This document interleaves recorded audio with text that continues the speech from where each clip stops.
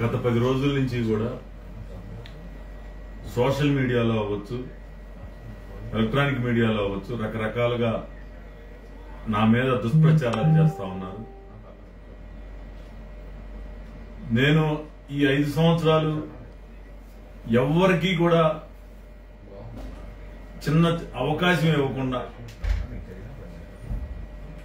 బోడే ప్రసాద్ ఈ తప్పు చేస్తున్నాడు అని చెప్పి వేలెత్తి చూపించకుండా నిత్యం ప్రజల్లో ఉండి పని చేసుకుని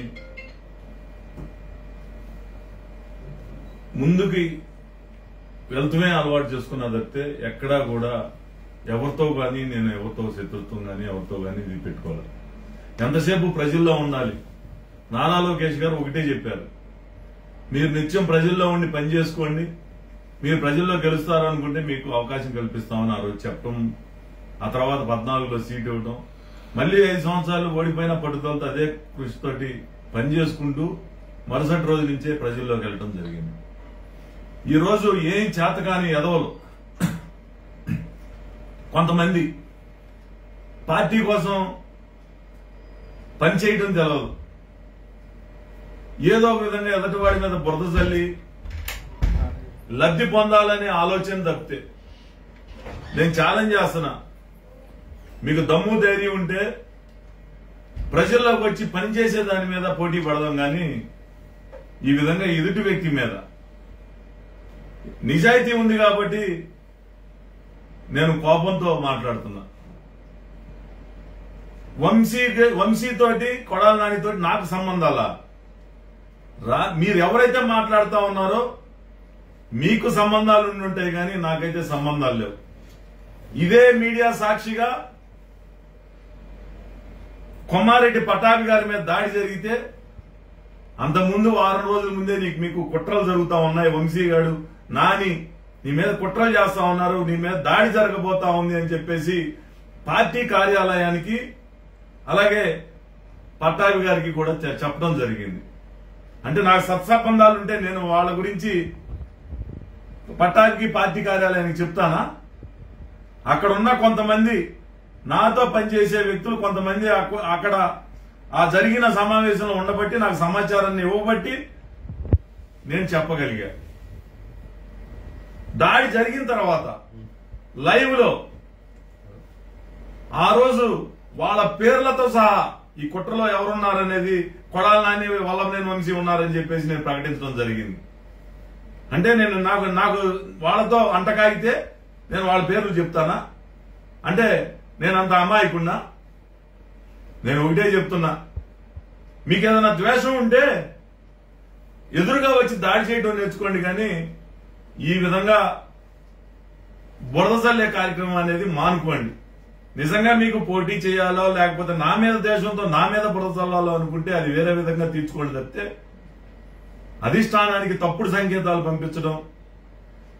నా పిల్లల మీద ప్రమాణం చేసి చెప్తున్నా, నేను కొడాలి నాని అనే వ్యక్తిని ప్రత్యక్షంగా ఈ 5 సంవత్సరాల్లో ఒక్కసారి కూడా చూడాల, ఒక్కసారి కూడా ఫోన్లో మాట్లాడాల.